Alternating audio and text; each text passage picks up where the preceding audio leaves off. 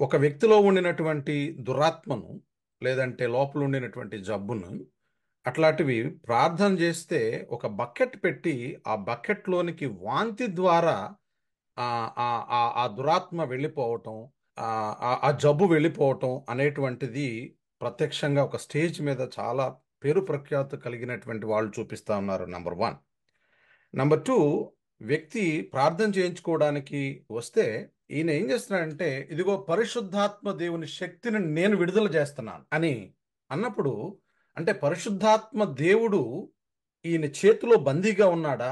దీనిని ఎలా అర్థం చేసుకోవాలి అంటే, ఆ వ్యక్తికి లేదంటే ఆ బోధకునికి దేవుని యొక్క గుణలక్షణాల పట్ల సరైన అవగాహన లేదు అని మనం ధైర్యంగా చెప్పొచ్చా? ఎస్, ఆబ్వియస్గా చెప్పొచ్చు.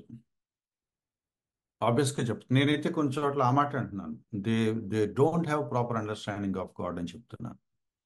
ఎందుకంటే ఆయన గొప్ప స్పీకర్ కాబట్టి, ఒక పెద్ద ప్లాట్ఫామ్ మీద పెద్ద మీటింగ్ పెట్టాడు కాబట్టి ఆయనకి దేవుడి గురించి బాగా తెలుసు అని అనుకోవటానికి వీల్లేదు. ఎందుకంటే దేవుడి గురించిన నీ అవగాహన, నేను ఇందాక మాట్లాడుతూ అంటే ఆ టాపిక్ మళ్ళీ మనం వేరే వెళ్ళిపోతాం, అలాగే దాటి వెళ్ళిపోతాం, నేను ఎక్కువ దాన్ని స్ట్రెచ్ చేయలేదు. కానీ let me finish the thought. దేవుడి గురించిన నీ అవగాహన నీ ఎవ్రీడే లైఫ్లో బయటపడుతుంది. The way you live everyday, the way you speak, the way you do your job, and the way you do the ministry, అన్నిట్లో బయటపడుతుంది. నీ సేవ విధానాన్ని బట్టి చెప్పొచ్చు నీకు దేవుడు ఎంత అర్థమయ్యాడు. స్టేజ్ మీదకి వచ్చి వాంతులు చేయించేలాగా బాడీలోంచి కింద నుంచి పైకి జరుపుకుంటూ వచ్చి పైకి వచ్చి కక్కేస్తున్నారు దురాత్మలు అంటే ఎక్కడి నుంచి తెచ్చుకున్నారు ఈ థాట్ వాళ్ళు? Is it in the Bible? ఎవరో పుస్తకాలు రాశారో అవి చదివేస్తున్నారు వీళ్ళు. ఎక్సార్సిజంకి క్రిస్టియన్ కలర్ పెట్టి రాసిన వాళ్ళు ఉన్నారు పుస్తకాలు.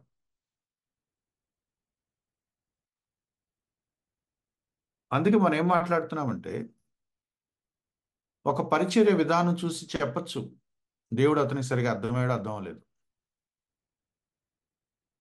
దేవుని గుణ లక్షణాలు ప్రాపర్గా చదవకుండా ఏ పని మనం చేయటానికి వీలు లేదు. That's very very essential thing in a Christians life. Knowing God very very important. ఒక మాట నేను ప్రస్తావిస్తాను. ఐఎస్ఐఎస్ తీవ్రవాద సంస్థ ఈ ఇరాక్ని, మాసూల్ని అటాక్ చేసినప్పుడు వాళ్ళు ఆ ఆ ఐసిస్ సోల్జర్స్కి ఆడపిల్లల్ని నజరానాగా ఇచ్చారట, టీనేజ్ గర్ల్స్ని. మీకు అర్థమవుతుంది అనమాట నేనేం చెప్తున్నాను. నజరానాగా ఇచ్చారు, గిఫ్ట్ లాగా ఇచ్చారు. వాళ్ళు వాడిన పేరు ఏంటంటే సెక్స్ స్లేవ్స్, సెక్స్ బానిసలు. ఈ సోల్జర్స్ అట ఆ టీనేజ్ గర్ల్ని తీసుకువెళ్ళి నచ్చినప్పుడల్లా రేప్ చేసేవాళ్ళట. అలా రేప్ చేసేటప్పుడు నమాజ్ చేసుకొని రేప్ చేసేవాళ్ళట. ఆయన ఒక ధర్మకార్యం చేస్తున్నాడు, దేవుడు ఆయనకి ఇచ్చిన ఒక గిఫ్ట్ని, నజరానాని ఆయన ఎంజాయ్ చేస్తున్నాడు, అది కూడా భక్తిలో భాగమే.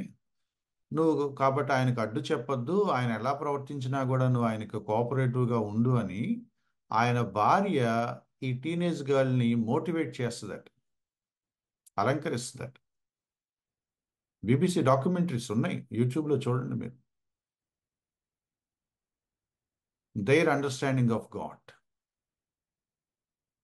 Their understanding of God, it shows in our life. పరిశుద్ధాత్మని నేను తీసుకొస్తాకంటాక వాడేవాడండి? పరిశుద్ధాత్మ ఎవరి చేతిలో ఉంటుంది? ఐ రిలీజ్ ద స్పిరిట్ అంటే నువ్వు పరిశుద్ధాత్మ బందీగా ఉంది, నువ్వు ఇప్పుడు రిలీజ్ చేస్తావా?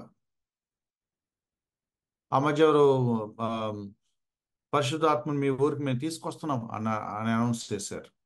వాళ్ళెవరు తీసుకురావటానికి ఎక్కడి నుంచి తీసుకొస్తారు? రైన్హార్డ్ బాంకే, పెంటికోస్టల్ కరిస్మాటిక్ పాపులర్ లీడర్, ఆయన ఆయనే అని ఎందుకు అంటున్నానంటే పెంటికోస్టల్ సర్కిల్స్కి ఆయన బిగ్ షాట్ కాబట్టి, కరిస్మాటిక్ పీపుల్ బిగ్ షాట్ కాబట్టి ఆయన ఈ మాట అన్నాడట. ఆదివారం ఆరాధన పెట్టగానే ఆ 2 గంటల పాటు మీరు పిలవగానే వచ్చేసి కొద్దిసేపు అక్కడ ఉండి మళ్ళీ వెళ్ళిపోవటానికి మీరు ఎవరిని ఏమంటున్నారు? మీరు ఆలోచించండి. Does the holy spirit come every Sunday? మీరు 9:10 చర్చి పెడితే 9కి వస్తాడా? 10కి చర్చి పెడితే 10కి వస్తాడా?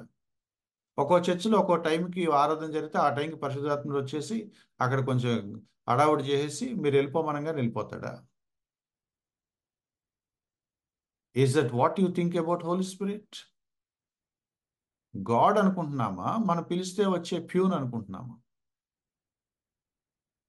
So that's a false understanding of God. అటువంటి స్టేజ్ మీద వేషాలు వేసే ఆయా ఆయా మనుషులకి మినిమం దేవుడు అర్థం కాలేదు అనేది నేను నిర్మోహమాటంగా చెప్పగలను. Zero zero they understood about God. దేవుడు మలాకి 1వ అధ్యాయం, దేవుడికి ఇవ్వాల్సిన గౌరవం ఏంటో వాళ్ళకి అర్థమైనప్పుడు అసలు ఈ స్టేట్మెంట్స్ ఇవ్వటానికి వాళ్ళు సిగ్గుపడాలి. వాళ్ళకి అర్థమైతే పశ్చాత్తాపడి క్షమించుకోవా, ఏదేదో వాగేశానని వాళ్ళు అనాలి. వాళ్ళు సమర్థించుకుంటున్నారంటే they don't know anything about God. Thank you అన్న, థ్యాంక్ యూ సో మచ్.